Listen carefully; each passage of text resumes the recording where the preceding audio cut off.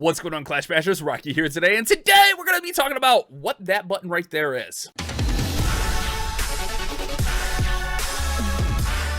That's right, guys. I had a lot of questions about this button right here on stream here tonight, so I figured we would talk about it, what exactly that button's for, and how does it tie into Clash of Clans. Now, a big spoiler alert, that button has a lot to do with the Clan War Leagues, and what we're going to be doing here today is we're going to recap Mad RaM CWL week, show you guys how we did if we got promoted, demoted, or stayed in our league, and talk about how that relates to this button. And before we get into all the details, guys, don't forget to leave a like on the video. Let's see if we can get to 2,500 likes on today's video, and while you're at it, don't forget to subscribe and turn on those notifications, that way you don't miss any future uploads on the video. And guys, we just crossed 500,000 subscribers. The 500k bash book t-shirts are out. Oh, I just got mine. It's so beautiful. It's so beautiful. I think I'm gonna order the other colors in this also. Like, it's available in multiple colors. That'll be down there in the description if you guys want to check that out. But what the heck is this button? That's the big question. It's above the base layout, and not everyone has this. Just gonna be honest with you, this button is the new tournament hub, and this is going to allow us in Mad RaM to register for the World Championship qualifier. That's right, Mad RaM will have a chance to play in Worlds. As you see here, we can create our team. We're trying to get our roster set. It goes over the whole overview of everything that's going on with the tournaments, all the schedule, all that kind of great stuff. But this button allows us to register and play in the qualifiers for the World Championships. You may be asking, how can your clan get this button? Well, quite simply, you need to be in one of the Champions League in CWL, and we're going to talk about our CWL, and we'll hop right into it here, guys. Mad RaM stayed in Champions League 2. So we were able to participate in the Worlds qualifier because we're in Champions League 2. Now, as far as like putting the roster together, it's going to be a little bit awkward, but we'll figure that out. We're working on it. You see here, we got second place in our group, and man, it was an interesting one. We'll talk about everything that happened, but quite frankly, we got outplayed by Short Bus Gamers. Shout outs to them. They had a really good war against us, and they put up some really amazing numbers this week. You can see here, some of our guys had a really nice week as well. Steven with a 20,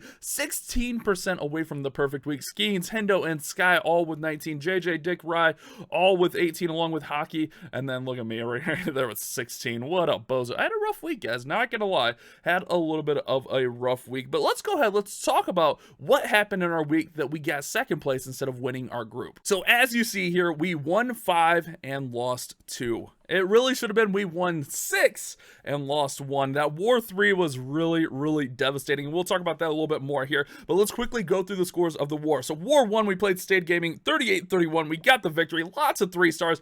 Off to a hot start. We're feeling really nice after that. Second war, a little bit closer, 34-32.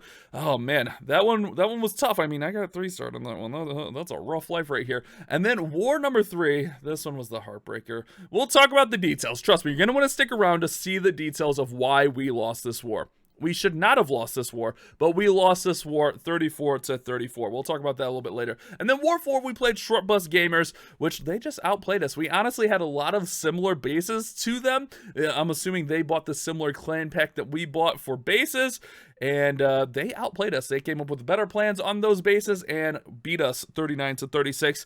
But we got back into the swing of things here in War 5, putting up a 40 bomb up against Ackland Colada. 40-33. I don't know how to say that clan name. And then War 6, we got a 37 versus the 32 for the victory. And then finally here in War 7, we put up another 37 for a victory, 37-35. So we're going to go ahead. We're going to go through each one of these wars, show off one of my favorite attacks from the war, and talk about what happened in that War 3 because, oh, it's devastating. So in War 1, we had that 38, and I want to highlight this Houdini Lalo, aka Blizzard Lalo from my man Rye. He had a really nice week. We used a lot of drag bat this week, tons and tons of drag bat, but Rye came in here with War 1 with a Houdini Lalo, using those super wizards inside of the blimp with the invisibility spells to just gut this entry. Check this out. He's going to set up really nicely so he can send his heroes in to get the town hall. And this was my favorite attack from this war, just because how he gets the town hall. It was really close. Like, you'll see what I mean once he gets going. So he gets that whole little section taken out. He's going to go ahead and try to get the Teslets, get that mortar down, just work on pathing, and then he's going to go ahead and send in an Ice Golem, the King, the Queen, and a Wall Breaker along with a Wizard and the Baby Dragon over there just to funnel in and get the heroes working up into the base. So everything's pretty much going to plan at this point. and he's got a poison for the super minion, and it's looking really nice. But things get a little bit sketchy here momentarily. I remember I was watching this one live, and I was like, but Rai throws in the royal champion as well, just to gut down all those defenses, take those out, and then the queen. He wants the queen to go in here for the town hall, and she starts walking past. Look at all of those builder huts. The queen's gonna go right on by the town hall here. Oh, it's so dicey, guys. It's so dicey. I was like, oh no, at this point, he's gonna have to full send for the town hall. But check out the queen, 400 IQ plays, coming back for the town hall to take it down, using the invisibility spell here momentarily to help keep her up, and she's going to take that town hall down. So all he has to do is Lalo through, watch the 2 scatters, which he'll have his warden ability for, and just crush the rest. Man, that's why this one was my favorite, because it was a little bit dicey, but the queen got there, and it worked out really nicely. He's going to start his Lalo from the top side of the base, use a nice little haste spell in here.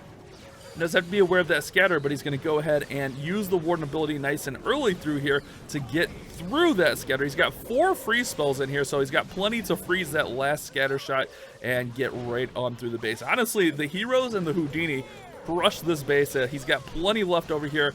He could have really swagged out some of these spells, but he gets the job done. And it was a really nice attack. One of my favorites. Like I said, we had a lot of drag bat this week, a lot of like smash attacks, but the Lalo, man, the Houdini Lalo, always really fun to watch, dropping in the swag freeze right there and getting the lovely 3-star. So a nice attack there by Rai. What happened in War 2? In War number 2, we got bailed out by guys like Skeens coming in with this nice Inferno Dragon attack. He's been crushing it with this one. And check out this one. This was my favorite because of how he uses his heroes. He's actually going to get the town hall down with his heroes here.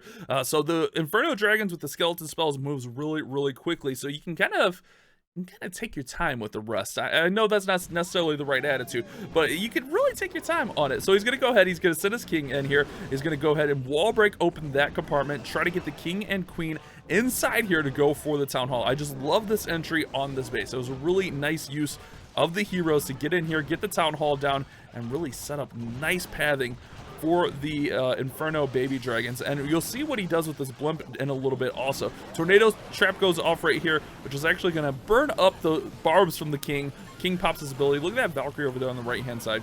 She just does work. And he's going to go ahead and use in a Yeti to try to get the Yeti mites to the air defense right there. Not quite working, but he was trying to get it in there. And then finally, the blimp up top at 12 o'clock. See the blimp right up there, guys? The blimp's going to come in for that Igor artillery. That way it's not up later in the attack.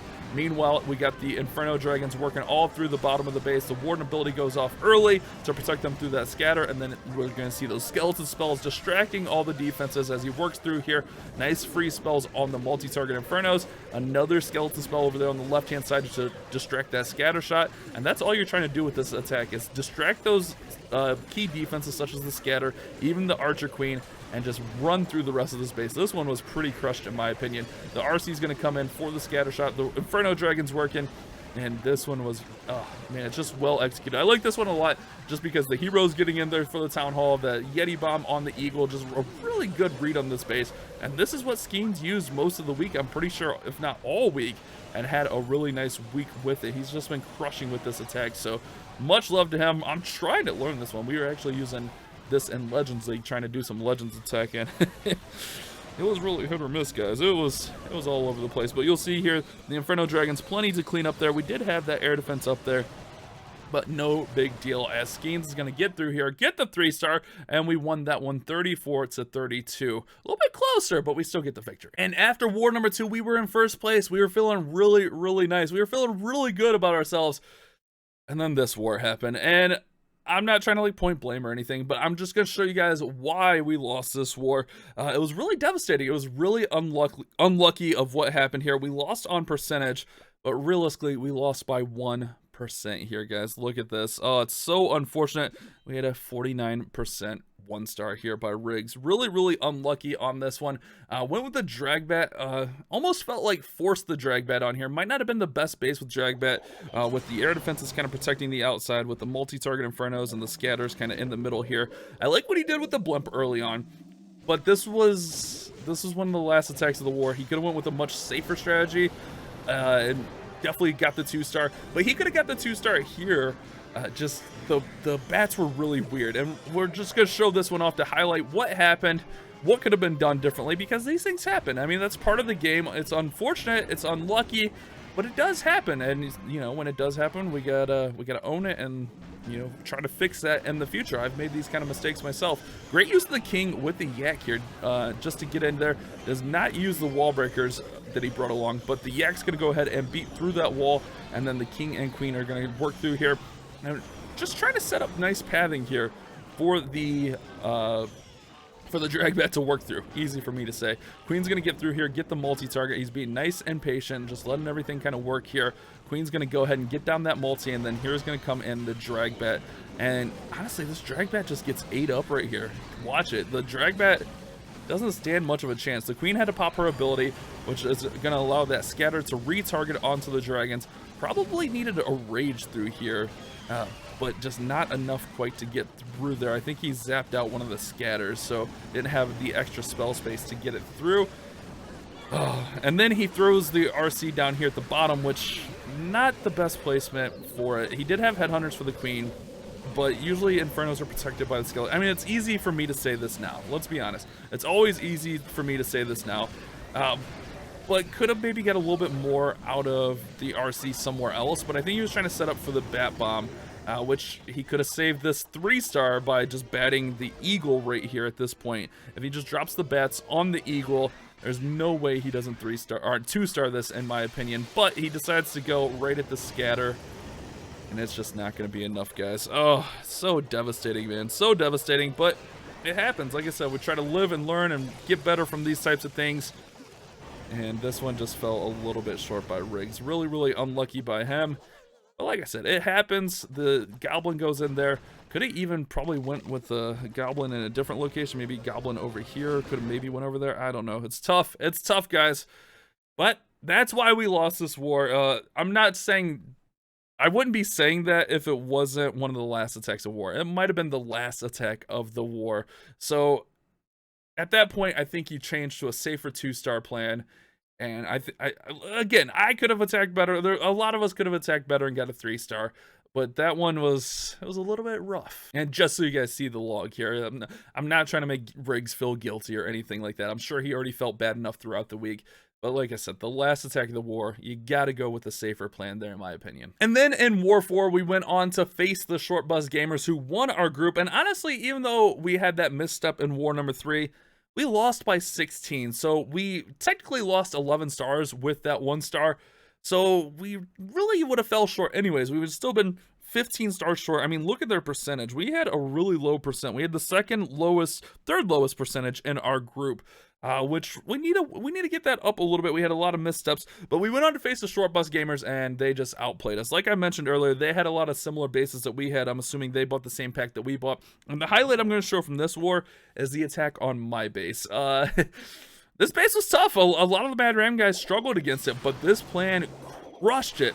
Like, I could not believe this plan. He's going to go ahead and use the Lightnings and Earthquakes to take out the Scattershot. He's going to use some sneaky Goblins here to take out the Storages and take out that Gold Mine over there. And he's just going to run his King and Queen along with a Log Launcher right up inside the middle of my base and just smash the crap out of my base. I could not believe this attack. This is probably my favorite attack of the week. I know, that's kind of weird to say, right? But as a fan of Clash of Clans, this is a really impressive attack to me. This is something that's really cool. It's not a read that I'm ever going to make, and it's something like I need to work on. Like, that's a crazy read on this base, just recognizing all the hero value. Look at this. The RC is going to come in and just gut out that multi, and then really all he has to do is like a basic Lalo. He doesn't even need a good Lalo. He just needs a basic Lalo because he's already got half of the base out with the heroes, and that's... anytime you can do that, that's really, really impressive. So here we go with the Lalo portion, just going to work in. Obviously, Warden right over the Town Hall. He does have the 2 Headhunters to take out the enemy Queen. Uses the freeze, uses the haste right into that scatter, and it's just going to be a GG from there, guys. So I normally don't show defenses, but this was my favorite attack of the week by far. I just thought this was a really good read on the base. I liked it a lot, and, you know, Short Bus Gamers earned it this week. They beat us, they took us down, and they earned their spots moving up to Champs 1. Nice 3-star Darkside. And then in War number 5, we did go up and put the nice 40 bomb up. So we got He got 10 3-stars in this war, and this was one of the more unique ones from Steven. He used a lot of drag bat this week, along with a lot of the other guys, but he went with E-drags here. I like this one. I don't know if he had this plan, or we had this base for him to practice on, or how he came up with this plan, but I like this one quite a bit. So he ran in here. He's going to use the super wall breaker to get into the base. King and Queen are going to go into this compartment for the Eagle Artillery, take out that air defense, and just set up really nice pathing throughout here. Gonna go ahead and run in the E-dragons on that top left-hand side, and then we'll have a blimp to go for the town hall. And Steven crushed it this week, man. He had a really nice week. He put in a lot of work. He earned it, though. He was FCing like crazy, making sure like he knew, like, because we saw a lot of common bases that a lot of our guys had throughout the week. So he took the time to practice on those bases, make sure he got them down, get the plans on them, and get the 3-stars. So he earned his 20 this week by far. Dropping in the clan castle right here, just going with a safe CC of the Yeti and sneaky goblins, just to make sure that town hall falls without having to use another rage spell. And then he's going to have plenty of electro dragons along with the royal champion, another 4 freezes. Tons and tons of freezes on this one, but one of the more unique attacks from him from this week, and it just crushed his base, man. Like, you're so good. Gonna go ahead and use that freeze on that queen to help protect those E-drags. He could have froze the scatter right there maybe a little bit. I don't know. I'm not trying to dissect a 3-star, but, you know, things that could have been 2% better to make this, what, 4 seconds faster maybe? I don't know. But Steven crushes this base, gets through there, and had an amazing week. But this was my favorite attack from him for this week, putting up that nice little 20 bomb and getting a 3-star with the electro dragons. That's fun. The old electro dragons getting in there and getting the triple. So in War 6, we put up that 37 bomb. And Hendo, he used Dragbat pretty much all week, and I think I remember being on voice for this one. It was a little bit dicey, a little bit sketchy, just because that sweeper gets a push off on his blimp. Oh, that could have been really scary, but the blimp's going to be able to get through there with the sneaky goblins, with the Yetis, and get the town hall down. He wanted to make sure he got the town hall down before he started the rest of the attack, because if not, he had to change his whole attack and move it towards the town hall. But he's going to go ahead and go with the king and queen. And he does a nice thing there. He put the king on the outside of this walls, so the king is actually going to work down this whole path right here. Queen's going to bust in there with the yak, to get right into that compartment. We get the electro dragons funneling the bottom side, and then he's just going to run the dragons right up the middle of the base. But that play on that king is really nice. Like, it doesn't seem like much, but that little subtle move on the king was actually really huge for this attack. So the king's going to walk down this whole side, take out those defenses and distract. Meanwhile, we're going to have all of the dragons, all the balloons working right in through here, and then he'll still have his royal champion and the bats for the drag bat. So nice little rage spell right there. We do have the scatter shot starting to fire on the balloons, taking those down. Warden ability pops right there. Does miss that one dragon that the scatter locks onto. Really unlucky, but still plenty to get through the space right here in the middle. King pops his ability. And look at that, the king's still up there, just working, tanking that scatter. So just a nice play on the king right there. And then we'll have the royal champion come in to work through this compartment, get to that scatter shot. The king clearing out all those defenses up top, helped that royal champion get in there without any issues. And then really, like, barely even needs the bats. So, like, he could have maybe even gotten away without the bats on this one. Barely needed the bats, but still got right on through there. And the scatter goes down, and he's like, I guess I'll use the bat spells here. Bat spell's gonna come in. He freezes the single just to try to save all the bats. He doesn't want any of his bats getting taken out. Good freeze there on the wizard tower, and that one was just destroyed. Absolutely crushed there by Hendo, and he used drag bat all week and had a really nice week with it. So nothing but love for him, and huge props on his week as well. These guys, man, they did some work with the air attacks. I mean, do we need some more air targeting defenses leveled up? The air defense, the archer towers, do we need that extra level? Yes, 100% we need that as soon as possible. Now, that's not to say that ground attacks don't work, because Sky used ground attacks all week and had a 19-star week as well. So right now, I think it's just a lot of people trying to catch up their defenses, catch up their Town Hall 14s.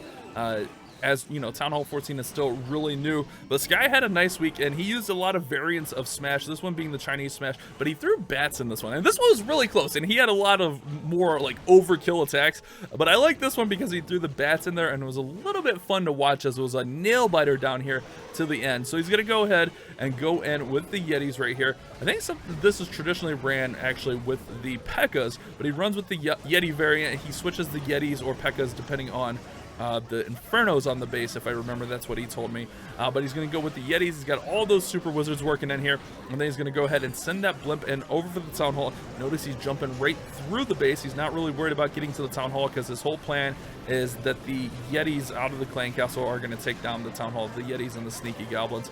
And then from there, he's just going to let everything work, and he's going to get in with his bat spells. We see the world champion down here at the 9 o'clock position taking out that wizard tower, and here come the bats from about 1 o'clock up there on the north side of the base, getting through the wizard tower, freezing through, and really like just a good read on this one to get those bats in early while everything else is still working. All he's got to do is make sure he gets through this last wizard tower, which this ice golem down there is tanking that wizard tower, so he'll have no problem. He does lose a lot of bats left and right here, but it's just enough to get through this base, like just enough to get through this base. You'll see what I mean.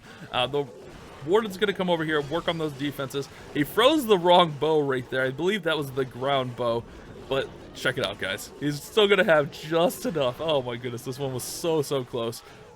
And this is why I wanted to showcase this one. Like I said, he crushed a lot of attacks this week, but I like the nail biters. I like the drama. I like the fun attacks. And Sky, he had a nice week with the smash attacks. The Warden's going to go ahead and pop the Hound here. Thanks, Warden. Why are you going to pop the Hound right there, man? Leave the Hound alone. The minions are going to just try to clean up as much as possible. He's got that wizard over there on the right-hand side and just doing his best. Try to get through here. Try to make it happen. Get the 3-star by any means necessary. The Warden fighting off all these lava pups. The Queen's still up in the middle of the base looking for something to shoot. And man, he gets a little bit of luck on his side here. Check this out. As the Warden comes in, the Queen starts to target the bats and the minion right here. The Warden is still targeted on that storage.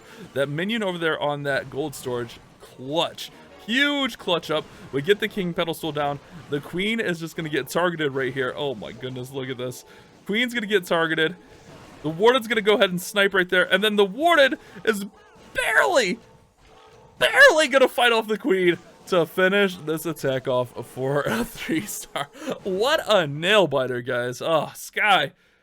Lots of drama on that one. I loved it. So, Mad RaM does not get promoted. We get second place in Champions League 2, but that is enough for us to sign up in the Tournament Hub and try our chance at the World Championship qualifier for this month, which we will be doing. And hopefully we can do well in that. It's gonna be tough, man. It's gonna be tough. Obviously, there's gonna be a lot of great teams in here, but hopefully you guys did enjoy this recap of the Mad RaM CWL. You guys have a great day. Keep on clash bashing. Wow, you watched that whole video? Here's another video that YouTube thinks you'll like, and here's a playlist of similar videos.